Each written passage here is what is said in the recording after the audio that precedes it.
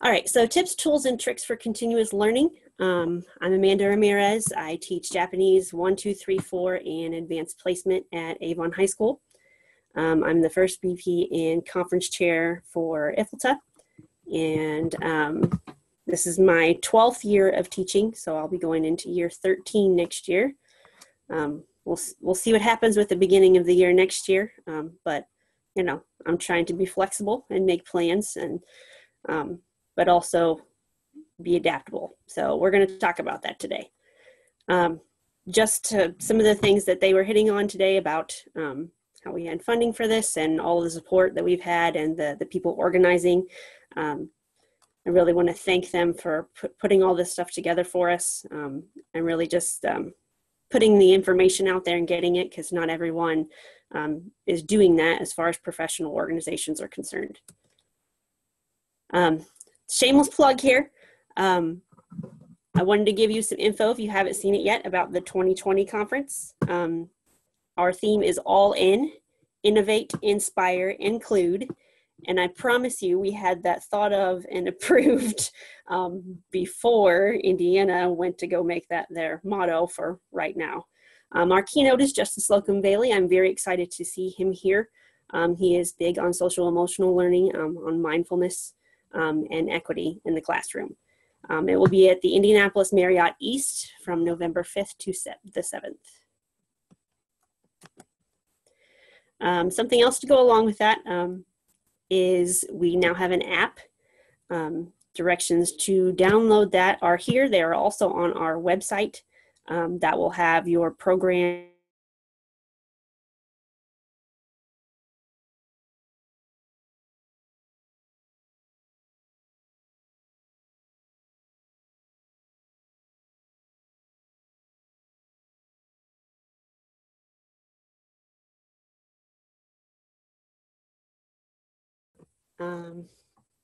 looks like we have some people in the waiting room too. Okay. Things to be thinking about as we go through here. I want to bring needs to the forefront, both for the students and for us. Manage our expectations, prioritize the essentials, look at a few helpful tools and practices. I'm not going to go through a whole list, but I'll show you what I'm using. And then I want to discuss how we can mitigate inequities, because this kind of environment can really exacerbate the inequities that we have. So we're not going to be able to get rid of those inequities, but there are some things that we can do to lessen them in as much as we can. So, huge thing, if you've been on Twitter, I know you've seen this, Maslow before Bloom. Okay, and what they mean by that, okay, is Maslow's hierarchy of needs before Bloom's taxonomy. Because generally when we're talking in CT meetings and discussions with other teachers, we're talking about critical thinking, and we're talking about all the like higher order questioning that we want the kids to be doing. But right now, our focus really has to be on our kids' hierarchy of needs and ours. I pulled this from a website talking about COVID-19 and the hierarchy of needs for schools. Some of the words and things you can't read very well just because of the color of the background. But basically, you know, our kids' social and emotional learning right now is way more important than assessments and grades and content. Okay, there's a lot of things going on. Our kids have physiological needs. You know, access to food right now can be an issue. I know in our district, you know, we don't necessarily have enough students that are on free and reduced lunch to qualify for some of the programs that other schools do. So it is a real worry of mine that my kids are going to have things to eat. Safety needs, we talk about employment, their parents' employment, if they're well or if they're not, or do they have health care? Do they not? Do they work in health care? When I went through and we're looking at my 4th year in AP kids, 20 out of the 24 work in the health field, okay? They're definitely, okay, having those thoughts go through their mind about what happens if one of their parents or their children get sick. Okay, this goes for us too. There are lots of things going on. I don't know about you. I'm really good at this tech stuff.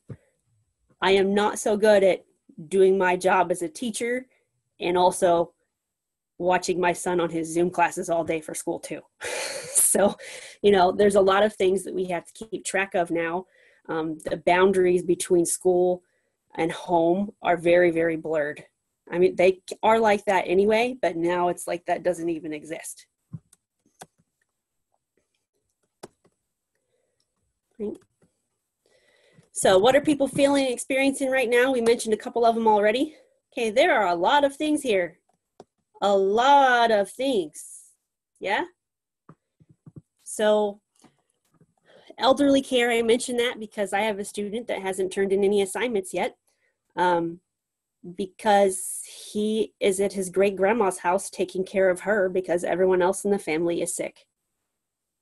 Now, I'm the only teacher that hasn't put in zeros for his missing work. So the only class that he's passing is mine. Okay. So when we look at these things, we really have to be thinking about, what are our kids going through right now? What are they dealing with? What are their families dealing with? What are our teachers dealing with? There's so much, so much going on. Okay. And what does all this cause? Trauma.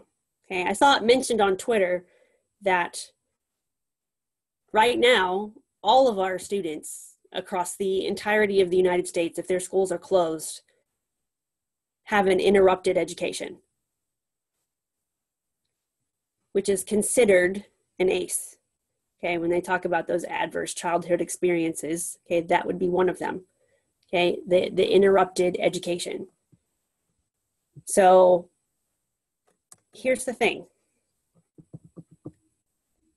What happens if we just act like we're going to keep going on with the curriculum exactly like we always do, and that everything is normal? What happens? This does. Okay. And I don't know about you, but I don't want to be responsible for that. So we have to keep in mind that our impact on kids, while our intent is good, is huge right now. So we really have to be conscious of how we're planning, what we're planning, and what we expect from our kids. Okay. So that means we're going to have to look at our expectations and figure out what's reasonable for the kids, for their families, and for ourselves. Okay. Because I don't know about you, but this level of stress right now is really probably not healthy.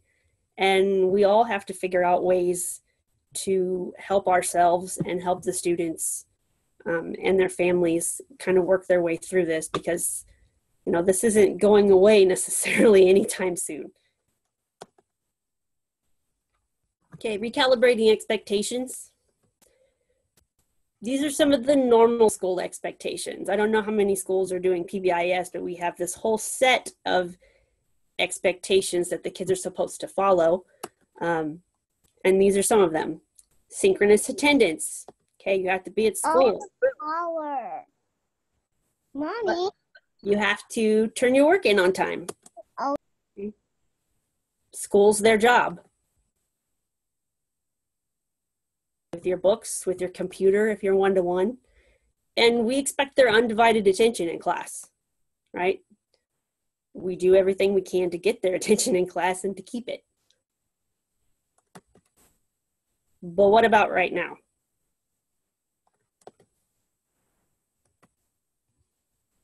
None of these are reasonable expectations right now. Synchronous attendance isn't reasonable because they've got things going on at home. Siblings are taking care of each other and helping their other kids in the home do their e-learning. If there's 4 kids in the house and 1 computer, they're not likely to be able to get on at the same time, obviously. Okay. School might not be their job right now. Okay? We have kids that have picked up first and second and third jobs, working at the grocery store to help out with bills at home. Come prepared with books and or tech. They might not have their books at home. Their computer that they got from school may or may not work, and they may not know how to get it fixed. That's an issue I've had to deal with, calling home. A student hasn't turned in their work yet, and it's because their computer keyboard isn't working. So then I had to help them figure out how to get that working with tech. And then undivided attention. Probably not going to happen. If you think about if you have kids at home and you've been in Zoom meetings, they like to pop in the camera. They like to pop in. So if my 7-year-old pops in at some point, you might see him. But we're not going to keep their attention. And we're definitely not going to keep it for the amount of time that we would when we're at school. Okay. Nothing's normal right now. And we should probably stop trying to make normal happen. It's not going to. We can't take what we do in the classroom and clone it and do it online.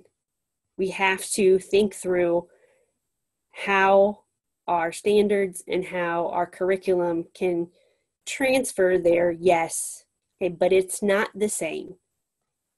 Okay, we can't give the same amount of work. We can't get through the same amount of content. It's not the same, so we need to really, really try to make sure that we aren't trying to make it the same. Okay. Just put that quote there to think about it for a second. Okay.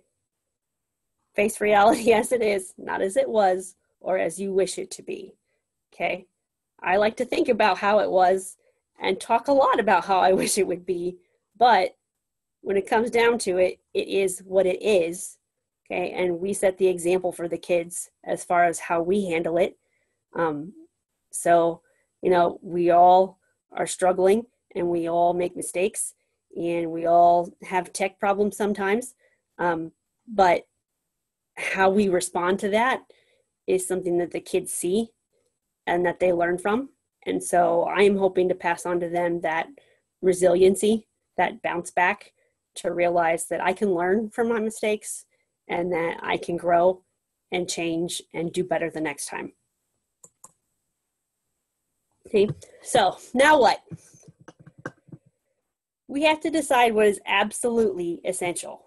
Okay, both the content and the skills with that content, how we're going to deliver that content, how we're going to assess those skills, make sure equity and access are a priority for us, and focus on building and maintaining relationships with both students and their parents. So what's essential? Okay, there's a lot of things here that look like they're essential. Okay, but if we take our curriculum and things that we are doing, okay, there are some things that we can pass off till later because it's probably going to be recycled. Okay, so you need to ask yourself if you've touched upon the standards that you absolutely need to. Are students already at the expected proficiency level? I gave a proficiency test a week before we were out. So I know exactly where all my kids were when we left. And I know that most of them are where they need to be, besides a couple that had been absent for a month already. Okay. Prerequisites, is there something, not that they have to have mastered, but something that they should be exposed to and have seen before they get to the next level, okay? High interest. If it's not something they're interested in, they're not going to do it. They're at home. You're not there to make them, okay? Or be your quirky self to get them, moving on a project on a topic that they don't necessarily care about. So, we have to really consider that our units have to be high interest. Now, they should be anyway. We all know that, but we also know that some units are more interesting than others. I switched around some things. I have 2 levels of classes doing different things with food right now, because what do people want to talk about with Japan? Anime and food. Okay, so I mean, and those are easy things to find video for. Okay. Delivery methods. When we talk about delivery methods, you really want to stick to what you already use if you integrate technology consistently. Maybe a new thing if you want to. But your kids are familiar with that. And if they have other teachers that are not used to using tech, they're going to have a big learning curve with those teachers as far as what their expectations are too. So we have to keep that in mind. That being said, if you're not tech savvy and that's not something that you already do, you also don't want to overwhelm students or yourself with too many new things at one time. I would pick a couple things to kind of look at and then go from there. If you haven't seen it already and you're not signed up for the weekly email from the IDOE, they have an amazing list of resources. And I'm going to click on it right now just so that you can see what it looks like. They have an entire plan, okay, for continuous learning. So if you scroll down this, if it'll let me, there we go. Okay, so it has all of the different things you should be asking yourself, looking at stuff. What are my expectations? And they tell us directly, you know, what we should be looking at. High priority standards. Now for me, all of the standards are high priority, but you know what I mean. And then also here, it talks about time requirements for school. And they have minimum time requirements. I was thinking along this is like the goal is to be about there. Okay, that's what we're doing at Avon. And, you know, when you look at this, they're doing 3 hours max in a day. So that's 15 hours max a week in some cases, if you're looking at 3 hours max a day. But our kids have 7 classes, so you have to keep that in mind too. That's equals 6 classes, not 7. So, you know, looking at your schedule, what is reasonable? And that's really something you need to talk about with your department and with other teachers at the school, because I know I saw this and saw what the expectation was, and we didn't roll out what the expectation was before spring break. And I looked at the students' workload for courses and I was like, whoa, what is going on right now? Like, we cannot be doing that. You know, some of my students that are in AP classes one student told me that they worked from 8 a.m. in the morning until 10 p.m. that night on homework, including when they were eating meals. So we really have to be mindful of what we're asking them to do. It's not seat time plus the rest of it, okay? We're not trying to copy seat time. So there's all kinds of information here. And then when you scroll down, okay, they talk about social and emotional learning, okay, some other things. And then at the very bottom, I'm still scrolling, okay. Educator wellness is on here too. But, okay, there's also some other resources and things here they've listed for social and emotional learning that you can use. The awesome thing about that is that a lot of those also transfer to things that we can do in the target language. So don't just think because it says social and emotional learning that we can't do it with our kids, because we can. It also has resources for students and parents, all these different resources that are the local things to be thinking about and to contact. I set up a kid yesterday with free internet in their area that they could use. Here we go. All right, so they've broken this down by like what that resource can be used for primarily, so that you can see here, and it also talks to you about what the pricing is and compatibility, which is awesome. So you go down and look at this, they have all kinds of stuff here that are listed. So I'm not going to go through all of these different things. You guys are on Zoom right now, so I'm sure you're figuring it out. And who knows, you know, what things you're using. We use Schoology, so I'll kind of give you a little bit of that, you'll see, but it goes on and on and on and on. There's all kinds of stuff. Internet service providers right there. So I would highly, highly recommend that you take a look at that, just because, you know, if you're not signed up for the email and didn't get it and to see it, it is really something that you should take a look at, both for you and your colleagues and for the sake of the families in your school district. Okay. All right, so some of the things that I use are here. Some of them many of you are probably familiar with. Side note, because looking at this, it looks like a lot of stuff. When I had one of my teacher friends look at this earlier today, she's like, oh, there's so many tech things there. Yes, but there's only one of them that is new to me. So when we're looking at this, Padlet was the only one that I've implemented since we've gone on to e-learning. All of these other items I already used in the classroom on a consistent basis. And by consistent basis, I mean either weekly or daily, depending on what it is. Okay. So Schoology, just to kind of give you a rundown on why a learning management system is so important. It's the place that the kids go to find anything. Okay. It's an organizational tool for me, for every class. I organize it by unit generally. Of course, right now I shoved everything that was before e-learning into a folder so that the kids don't get confused by what's posted as far as what they need to be working on. So this is something that this is my level 2 class. This is just the materials folder that's there. So you can kind of see how it's organized. And then when they click on those folders, they can see their assignments, and they also have the link to the Padlet that they will go to in a little bit. I will show you kind of what that looks like too. So if your school doesn't have a learning management system that's like this, there are several of them out there that you can use as a teacher for free. Before we had Schoology, we had My Big Campus, and I used to get really angry at it because I couldn't do anything in Japanese on My Big Campus. So I used Edmodo instead. And Edmodo looks like Facebook, so it was really easy for me to use. So there are things out there like that that you can use, that you can have the kids either sign up for, or, you know, if it's Microsoft or Google oriented and you use like Office 365 as a school, often those kind of integrations, they can just use their student email and login information to get in. So those are very handy if you can find those.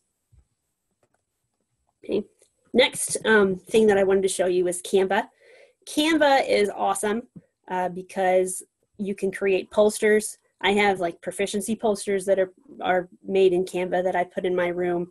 I post this giant pink thing here is the announcements. So it's pinned on Schoology. So no matter where they click on Schoology, this is going to be at the top. So they can see my office hours, know what the objective is for the week, when their work is due, ways they can contact me. So like my Google Voice number is here. When we're having a live Zoom meeting, they can check that. Their link to Padlet is here. Just some notes and tips for them. And then that bottom part, I put the Padlet choice board. I had to take a picture of it. Avon was requiring us to give them a snapshot of the week. So I just basically went to my other application and took a screenshot or a picture to do that. Other cool things that you can do in Canva are make like Instagram post type of things. When my students were having issues turning in homework, I started posting to my teacher Instagram, and within an hour, I probably had 20 kids that got on that had not gotten online yet to do their homework because they saw the Instagram and had the reminder from me. So you can make cool things with that. You can also use those kind of things for clubs. You can post them as pictures in your announcements, because these things that are bright colored, I feel like catch their attention better. I know for me, I have ADHD, and I read really, really fast. So if it is like a white screen with a lot of writing on it, I am likely to kind of like skim and not actually look at the details. But when it looks like this, I'm more apt to stop and read it because I'm like, oh, they put a lot of work into this. I don't know. I think I should read the rest of this. Like I need that personally for me. Okay. All right. This is Padlet. Okay. And Padlet, when you get on, I'll show you what it looks like from a link. You can set it to be a collaborative piece. So my son's art teacher right now, they're going through and studying different artists every week because they're still doing specials at his school. And their job is to go and do something similar to the artist that they studied that week and then take a photo of it. And then they post it on the tablet or the Padlet. So then all the kids in his class can see each other's pictures that they took and the artwork that they created. And then she also can see it from there too. So that's the way that they are doing art. I'm using it to post choice boards for my students. So I like the organizational aspect of it. I don't like working in Word documents, so having like a digital choice board is totally up my alley. This one is the level 4 Padlet. I'm going to click on that to see that in more detail.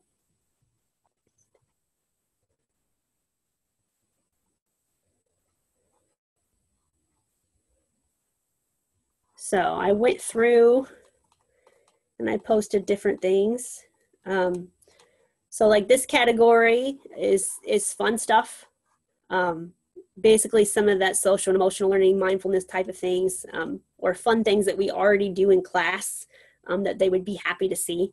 Ramen Taiso, that's the Japanese exercise videos that you would, or music, and that people would do at the beginning of the day. And this one is about ramen, and the kids love that. So the way that I break my things down, usually I put vocab here. Usually I don't do that. Usually I have it broken down into listening, reading, speaking, and writing, or a mixture of those things, just so they can see it. So they can scroll down and see that they have different choices. Now, most of these I've given them 3 or 4 choices. And to kind of lessen the work for myself, I'm going to start doing this with my other courses too. Since I made it for 2 weeks for level 4 and AP, I don't have to make plans for them next week. I have to make the plans for 1, 2, and 3. So I cut my workload from 5 to 3 for this weekend, which I am very happy about. So if you taught 2 levels of class, you could do 1 level for 2 weeks, and then the next week only have to do the other level. That also kind of helped me as far as the number of activities that I needed to have planned. I always plan for something to take kids somewhere between 10 and 20 minutes. So before I had them pick 1 and it was 3 activities, and now I'm having them pick 2 and it's 4 in each category basically. So, you know, try to keep that kind of thing in mind. How can you stagger planning so that you don't have to do so much at one time, particularly if you are a teacher that teaches multiple levels. Okay. Next. All right. Another thing that I like to use that I love, you can laugh at my funny face there if you want to, Flipgrid. I used to do Flipgrid Friday every Friday and be entirely way too hyped up about it and make my kids roll their eyes at me. That's my favorite thing. So I use it for speaking activities, so I can make videos to ask them questions. They can see me there. They like to laugh at my funny faces or things that I say. And I've also started using it to check in, just so that the kids can send me a personal video so I can see them and know that they're okay, and see them and know that they're not, and that I need to follow up. So I've really appreciated that this time that we've been off from school. And the kids really like Flipgrid, just because they can take selfies and put stickers on it and do all kinds of fun things with it. So, and they like to see Gabe. Now, caution with this, and Zoom for that matter, anything that is teleconference or video, you know, some students are not gonna want to show people their homes. So we have to be mindful of that. I know some teachers want to require the students to have their cameras on, and I would caution you against that, because you don't know where they are. You don't know that they aren't ashamed of their home. You don't know what's going on at home at that time. It's just better if you let that be. Okay. I noticed for second year, they had a choice that was not a tech thing to do for speaking, but I have had students that I know that they've recorded their Flipgrid in the library parking lot of our town, because I could tell where they were. I could tell they were in a vehicle, and I recognized landmarks, like basically the landscaping, because I go there a lot. So that kind of thing we need to keep in mind too. You know, they might not want people to know that they are filming it from the library parking lot. So be aware of that. Let's see, I click on that. If you want to go to that, you can see, I like this one because check it out. Okay. It is free all of the time for educators. Okay. And it's Microsoft integrations, so, and Google. So if your school is Google or Microsoft, you can have the kids use their stuff to log in. It's secure, as long as you set it that way, and put email domain name. And so when I do that, I have to choose the domain name.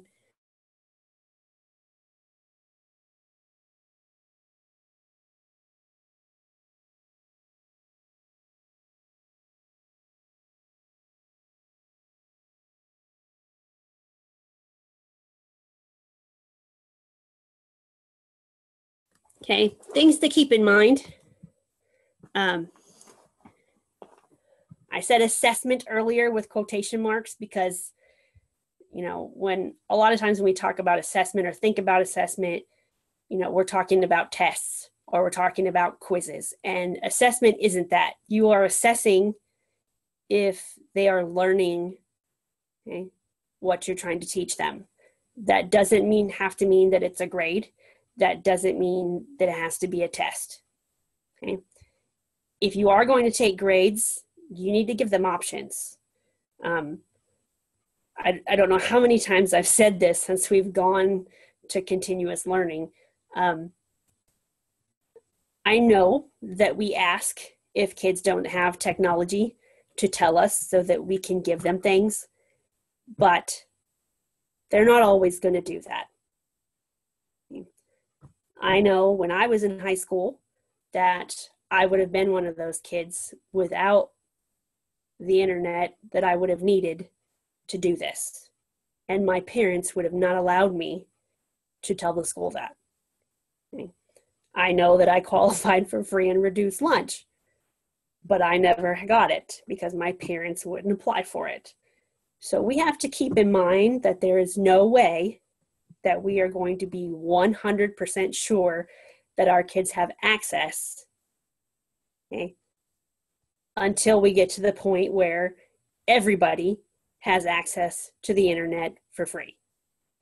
So I don't know if or when that's going to happen, but it's not happening right now.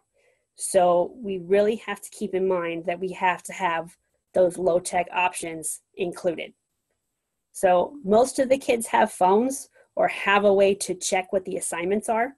Okay, I know that I have kids that take screenshots from their phone and send it to their friends because their friends can't use the data to load Schoology. So that's something that we really have to be conscious of. Okay, you can be creative in how we accomplish achieving better equity with individual students too, if you know that there's an issue. Okay, so one of the ways that I've done that is on the next page. I made a Google Voice number so that I could call students, but also so they could call me or text me. And there are students that was the only way I've been able to get a hold of them. And that was the way that I was able to make sure that they knew what the assignments were and what they needed to be working on and what their options were and if they needed anything. So, that kind of thing can be really important for us to do, not just to have options in assignments, but options in how kids can contact you and how you can contact them.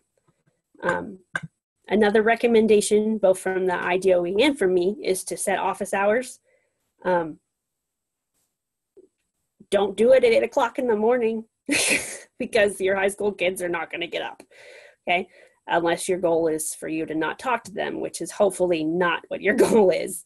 So I will honestly tell you that when I set evening office hours, I had more kids show up. Now, my school has told us we need to do office hours during the school day, so I'm doing that now. But, 7 o'clock was like the time that kids would get on. I ran a GimKit game through Zoom on a Friday night at 7 o'clock, and I had 35 kids show up. So, and before was lucky if I could get 5 during the hour and a half of office hours to even jump on and say hi. Students might not have those textbooks or workbooks at home, so you might have to have a workaround for that too. Going back, I skipped one that I definitely needed to not skip. Another reason to set those office hours is you need to set really hard boundaries on when you're going to be online, when you're going to answer emails, or when you're going to answer messages, because you're not at work 24/7, and it is really easy to fall into being at work 24/7. Okay, I have to remind myself on a daily basis, sometimes in both the morning and the afternoon and the evening, like, I don't need to respond to this message right this second. I really, really want to, but I need to stop and pause and take some me time too, and spend time with my family and recuperate. When we don't have that physical separation between school and home, that line is something that we have to set mentally, because that physical line's not there anymore. Okay. So going back, students might not have textbooks or workbooks at home, so you have to figure out how to deal with that. I'm switching to a new textbook series next year, and lucky me, they put the first couple levels of the textbook on Google Books in their entirety for free. So I was able to take that and send those links to my kids, because the things that we're kind of studying are the things that would have been in their book this year if they had that textbook series. So, and also lucky me, it comes with video that is very CI-like. So I really, really like that. The other thing to keep in mind with that is, even if they do have their books at their house, they might not be at home. So they could be with other relatives if they have parents that are sick, taking care of other people. They might be at work all day at the grocery store. I know I have a senior kid right now who is pulling double shifts because she has a lot of elderly coworkers. And she is taking their shifts because, one, I mean, it's good money. Two, she doesn't want them to get sick. And she's the biggest sweetheart I know. So, that is a natural thing for her to do, because she feels like she's doing her part to keep other people healthy. Okay, bottom line, if we talk to students individually, we're going to know why we have to do these things.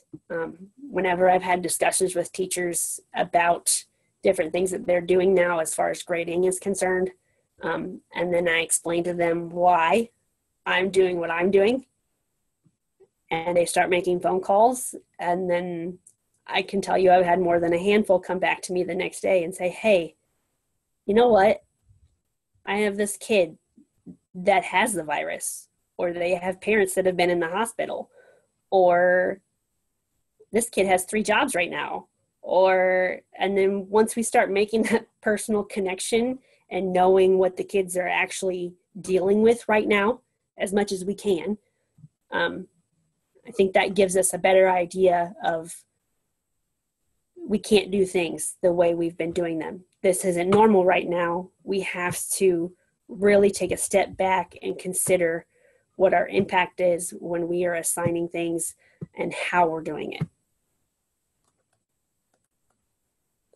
So, Q&A, what questions or concerns do you have? If you want to type them into the chat, I'm going to put that up here. Oh my goodness, you guys have been chatting this whole time. Okay, so I'm going to go through and kind of look at this real quick.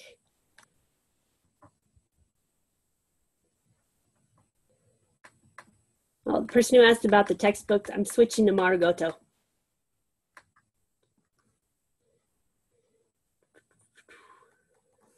Scrolling down. I'm looking at your questions.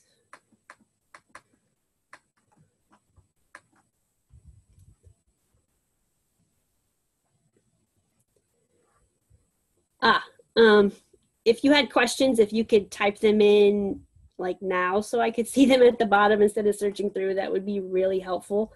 Person who asked how they turn in the assignments on Schoology, the kids can actually submit documents, and they can also submit pictures, which is true for any of those learning management systems. So the kids are taking those things and either doing it in a document that they're attaching or taking a picture of it and posting it. When it's on Flipgrid or Duolingo or any of those kind of website things, then those are things that I check and I can see that they did it.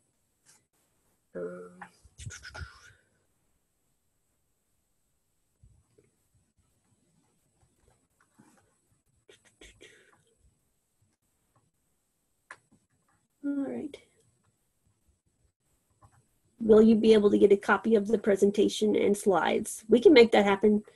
This is also going to be on YouTube later after we've done that, so you'll have access to that information. In our IFLTA website and the Indiana Language Roadmap website. Oh. You guys are moving so fast on here, I can't hardly see on the questions. The other thing, Amanda, if you are fine or whichever you consider more comfortable, we can raise hands, and in that way we can hear, because we have too many comments, and I don't know, maybe that would be easier. Like if I could see a hand, I can unmute it and ask Amanda or the group. Hang on a second. All right, if we use the side-by-side mode, you can do that, I think. But I wanted to keep the Google Slides up so that we can have the captioning for people. So if you want to do the hand raising, we can do that. I have one from Da Costa. Sorry for the first name is Mel. Thank you. Monica. Monica. Yes, hi. First I want to say thank you so much. I feel really lucky that I saw this and the timing worked out for me to be here. That I think this is something that a lot of us needed to hear. So I want to thank you. You're welcome. But also, I really loved your choice board for like as a weekly thing on the Padlet that you showed us. I had never seen that before. So I was just wondering if you could kind of show me or show us an example of one of the assignments you might have given, like on there. Because you did the 4 modes, right? The speaking, listening, reading, and writing. So they had choices within those modes. Yes. Mm-hmm. So as an example for one of the things that I put on there, like for speaking, I might give them something on Flipgrid where they I have a video and I talk to them about what I've been up to that week, and then they have to respond with videos on what they've been up to that week. Mm-hmm. Okay. And then possibly an alternate one would be for them to call my Google Voice number. Okay. If they don't have internet, they can call me and leave a voicemail telling me what they've been up to. One of the ones that I gave them, I told them to call and leave me a Google Voice number of Google voicemail because I was going to go to Okinawa next summer and I needed them to tell me what I needed to take with me to go there. So I was that was the greatest sign. That was good. That was really good. So you're giving them reasons to use the language. That's really cool. Yes. Level 2 that's doing food, one of the things they have to do, I put a Japanese pizza menu Okay. on the actual activity, and Yes. then they have to call my Google Voice number and order 3 things off the menu, and use proper phone etiquette and all that. Okay, that gives me a good idea. And I just want, and you had already answered my questions about how they would turn something in that they do on the choice board. So that makes sense. So like if it were a form of some sort with questions, they would have access to it right there on the choice itself. Yeah. Is what you're saying. Okay. Or if there's like videos or something like that, I put the link right there. So all they have to do is click and it pops up. Okay. All right. Thank you. And once again, thank you so much for being really raw with it. It's really, a lot of us needed that. At least I know I did. And it really made me reflect on some of the practices I've had from the beginning. And it's really going to help me moving forward. So thank you so much, everybody, for putting this together and for doing this for us. Thank you. Okay, so there is 2 things. One question regarding how do I raise my hand? You go to participants and the option of like if you don't have video or if you are on a iPhone or Samsung, so you have the option of the raising hands, or you can use the clapping or the thumbs up. That's a signal for the host. The other thing is Amanda. There is a question regarding the link from the IDO regarding the guidelines. Mm-hmm. The IDOE. Yeah. Okay. If it's on there, I can put that in the chat message actually in just a second. For Clara, just while Amanda looks for that, yeah, we will have this session is being recorded, so we are going to upload this on the IFLTA website and also the Indiana Language Roadmap website, and we are going to create an IFLTA YouTube channel, so you will see this and the following sessions on YouTube. So you can see also the questions that many of our colleagues have asked. All right. All right, that link should work. It's a PDF. So if you copy and paste that, it didn't hyperlink. I don't know why, but that would be what you would want. They have some other things too there. There's a lot of resources for teachers and parents and for students. It has some guidance, things that you can give to students or to parents as well. So I would definitely use that. I know the curriculum specialists they reached out to us about what kinds of things we had seen. And my librarian, she basically collected all of those things and found a whole bunch of things that are for free right now for teachers and put that in a document and gave that to us. And I gave that to the DOE so they could use some of those things on their list. So. Amanda, we have a question from Lisa. Yeah. Hi. Great job. And I tell you, the mindfulness is making me think a big deal right now. In my district, students are carrying their 3rd term grade into the 4th term. So any work that is scored less than what they got in the 3rd term doesn't even count.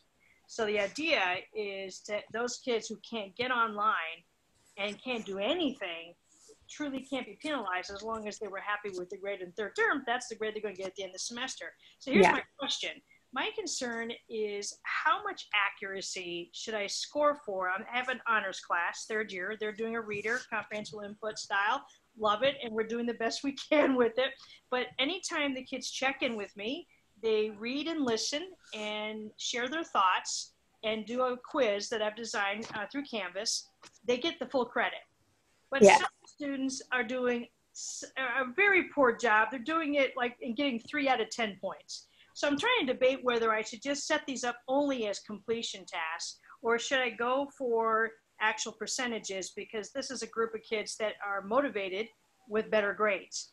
And the thing I'm trying to do is give them an opportunity to raise their scores overall, because a lot of students tend to dip down in third term anyway and get the B when they should have gotten the A.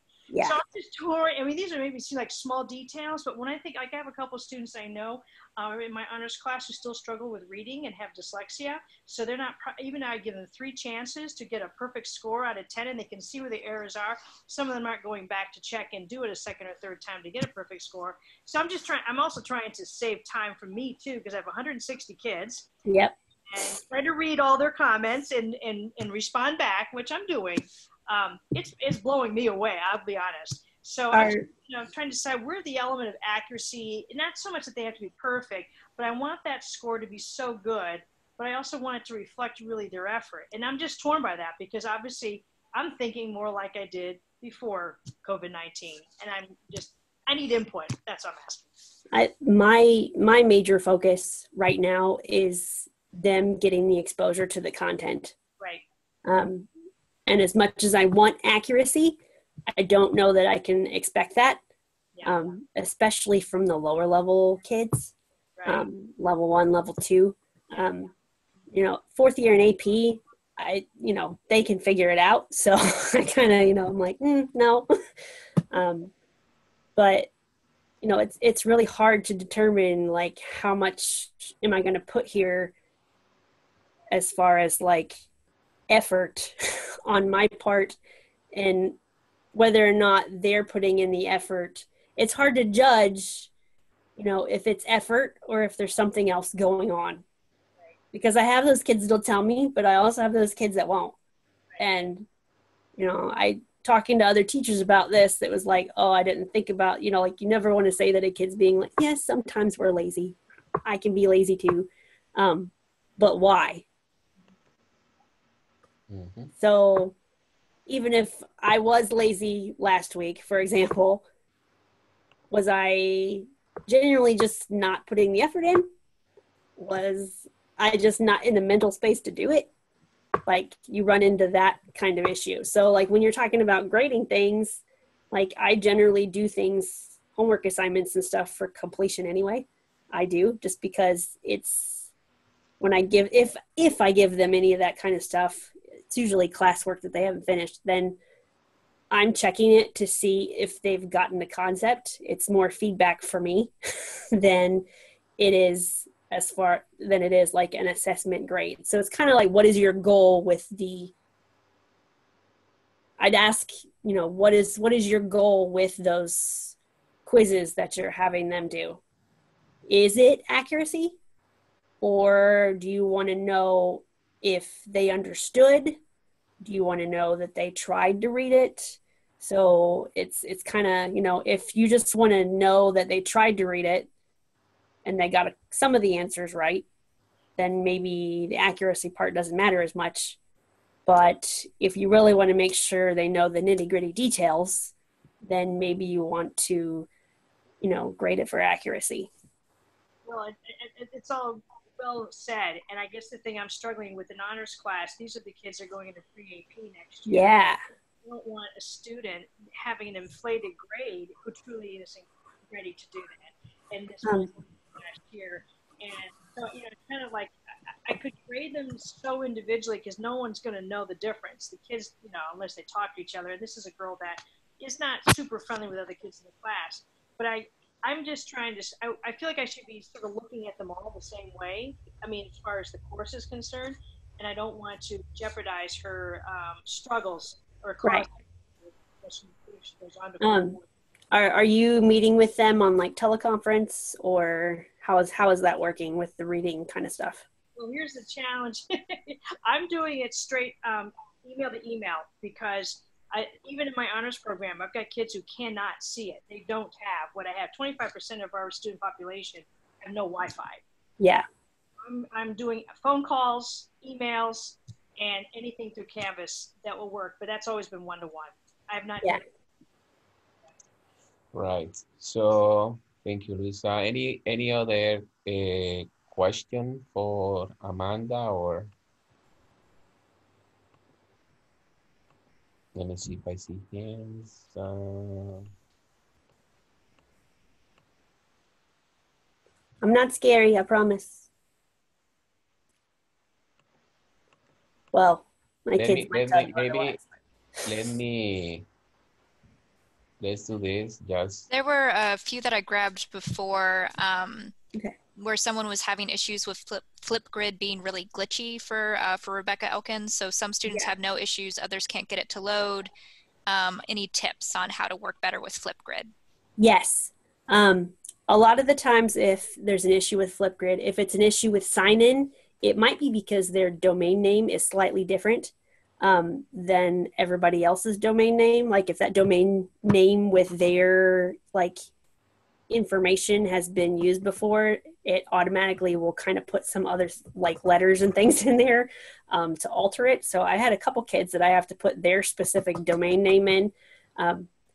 Flipgrid actually started telling you what the domain name they were trying to use was, so I was able to fix that with that.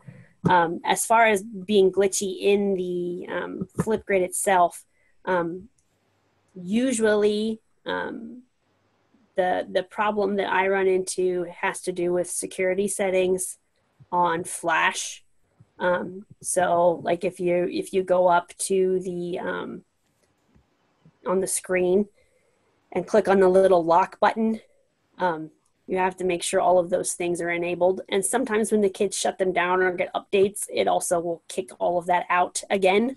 So I have kids that consistently have to go in and make sure that their security settings are right when they get there, and then they have to reload it to be able to do the video or the audio. So I would say probably 99% of the time, that's what it is for me. So otherwise, it might just be that so many kids are on it at one time. So I had a class of 38 at one point in time. Yeah, I know. But when I tried to send all of them to Flipgrid at the same time, yeah, it crashed. So that can kind of cause problems too. So you might want to think about, if as far as in the classroom, it could be too many of them are on at the same time. At home, it might be because other kids in the home are using, they're taking up bandwidth. So like me, for example, Zoom was glitchy for me earlier today because my son was on Zoom for school, and then my husband was on Zoom for his work, and I was on Zoom for my work. So a lot of times it can be also that kind of thing. In this kind of situation, it can be that kind of problem too, as far as how many people are using networks in the area, which is all of us right now. So yeah, security settings are the big thing. Another question that I noticed in the chat while you were presenting, Amanda, was from Natalie about asking if anyone else has received administrative guidelines that we are to push out only 15 minutes per day per class, or that we should not present any new material. I have heard this and am having trouble with it, although I appreciate our administration's compassion for the kids. The DOE says a minimum of 30 minutes a day. But I would also, it depends on what your administrator is looking for, I guess. I know for us, we're supposed to be continuing with content. But we're also trying to make a concentrated effort to reach those kids that don't have access to that content through the internet too. So it really kind of depends. I mean, if we were a school that was not going through and making sure that kids had access as best we could, then I wouldn't feel comfortable moving on. So if I knew, like Louisa said, if I had, a really high percentage of students that don't have internet access, then I would rethink, whether or not I was going to move on with content or do enrichment activities. Now, we have a while to go before school is out, depending on what district you're in. So you have to think about that. Now would be a good opportunity to have those kids do projects, okay, that they're interested in, more of that self-directed kind of thing. They could build lessons. You could think about, depending on the level that they're at, obviously. 15 minutes a day is pretty few, I guess. But also if like Avon's schedule, where we have e-learning, continuous learning on Monday, Wednesday, Friday. And then it's basically like teacher office days on Tuesday, Thursday for prep and contacting home and doing all those kind of things. So, if you break it down, really, we have probably an extra 15 minutes than you would if you only did 15 minutes a day. So, I think the big thing is keeping in mind how many classes the kids have and what could you do in those 15 to 20 minutes. Also, sometimes when you give kids a 30-minute activity, it takes some kids 15 minutes and it takes some kids 30 and it takes some kids 45. It's kind of hard to judge, what exactly you're having them do. Yeah, I would work on that. Content-wise, how do you not do at least some new content, I guess? When they say that, the goal is for kids coming back to school aren't behind the other kids. That's an equity issue. That's why they say that. So I don't know what the makeup of your school looks like as far as poverty is concerned. But that could be a huge factor in that kind of decision. I know she that said it's a high poverty area battling an opioid crisis. So yeah, I don't know that I would feel comfortable moving on with content, but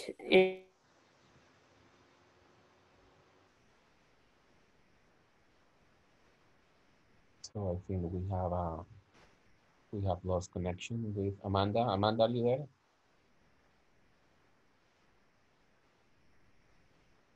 Amanda, we have and it's not going to, I don't teach grammar anyway, not explicitly, but, as far as the functionality is concerned. But my point with Duolingo is the kids hear and see what the language looks like and sounds like.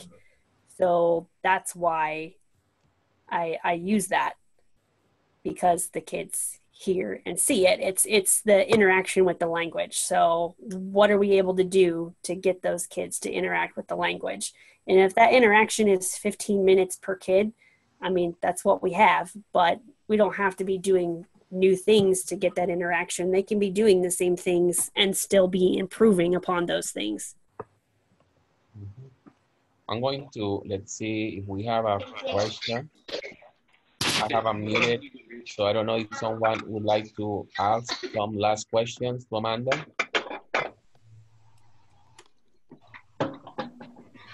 Katie? I'm good. So I believe we don't have more questions. Teresa, do you have any other questions from the chat? No, just somebody asked if we could make the chat available after the session. I think we'll look into including some of the really great suggestions and comments you all had for each other, but I'll just take out the email addresses that people shared for their certificates, so we don't have any privacy concerns. And I'll talk with Israel about what's the best format then to share those chat suggestions that you all contributed. Mm-hmm. All right, so I think that we don't have more questions. Or maybe yes, any last minute question, last comment? And I can stay here for a second if anybody wants to ask anything else too. Right, so Amanda, really appreciate your sharing, and that's very helpful and useful for many teachers in this moment. I would like to mention something regarding the presentation. This is going to be posted. This is going to be uploaded in different places, the IFLTA website, the Indiana Language Roadmap website, and also we are going to create a YouTube channel for IFLTA. This is going to be like kind of the kickoff for something that we have created that would be the webinars on Thursdays, the IFLTA Thursdays with the Indiana Language Roadmap.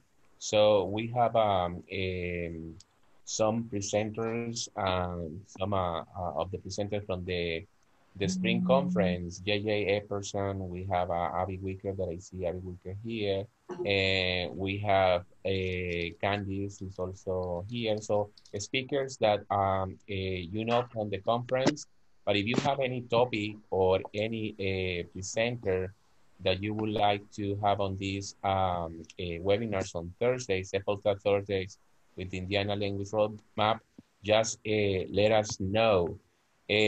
Also, I would like to highlight the support from the Indiana Department of Education.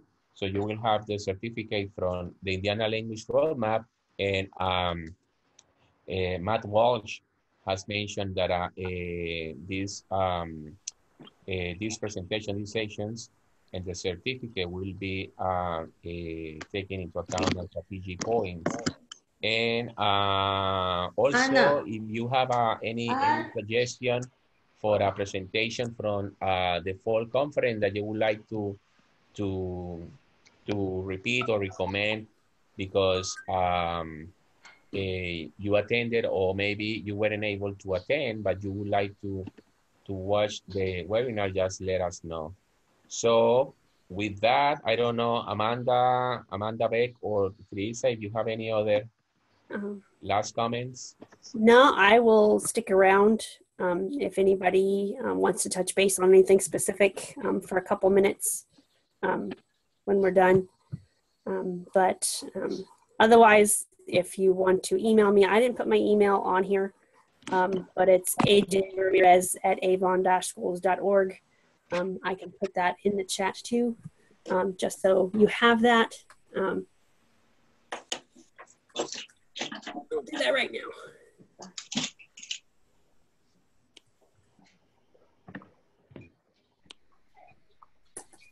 Oh, it is on there. If you want it, feel free to contact me.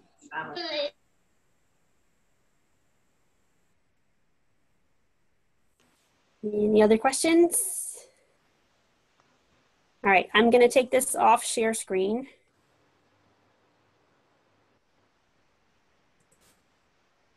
Maybe. There you are. Hi.